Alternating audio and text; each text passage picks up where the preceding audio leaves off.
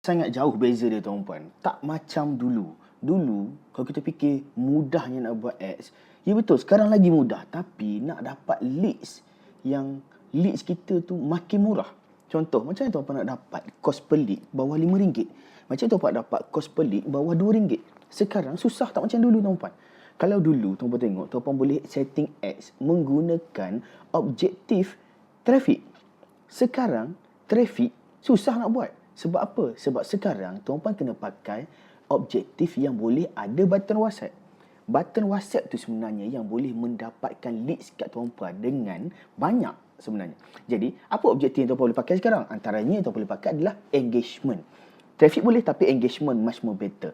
Dan tuan-puan, sekarang ni pula update banyak yang baru tuan-puan. Tak macam dulu. Kalau tuan-puan masuk dekat create campaign sekarang kan, tuan-puan pilih pada engagement, tuan-puan tengok dekat dalam ni sendiri ada dah. Depan-depan lagi dia tanya kita nak pakai tailored message campaign ataupun nak pakai main engagement campaign. Sebab tu kalau tuan-puan dah lama tinggal, tuan-puan memang kena refresh balik ilmu tuan-puan.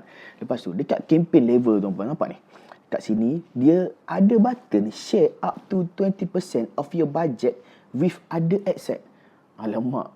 Maksud dia tuan-puan, kalau kita buat dedicated budget sekalipun, kalau kita allow benda ni, dia akan share juga. Dan benda ni patut allow ke tak? Sebenarnya patut tuan-puan allow. Sebab tuan-puan kena ingat, ada asset kita tak cukup bajet. Sebab tu dia tak perform. Kat bawah ni pula ada special ad kategori lagi. Banyak tuan-puan update. Ni baru dekat bahan campaign. Tuan-puan belum lagi masuk dalam asset.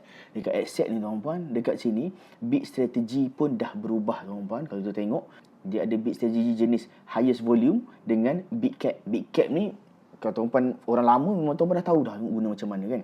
Jadi, kat sinilah tuan-puan datanya panduan-panduan yang latest update. Tuan-puan kena belajar sikit sebanyak, refresh ilmu tuan-puan macam nak main dengan Meta Ads. Bukan semua benda tuan-puan yang ada dekat depan ni yang kita kena buat, yang kita kena setting. Tak perlu.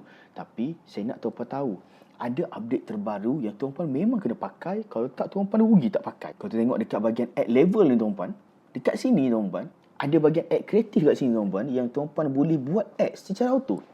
Dekat sini, tuan-puan boleh pilih dan tuan-puan boleh setting ads. Dia auto createkan variation dekat tuan-puan.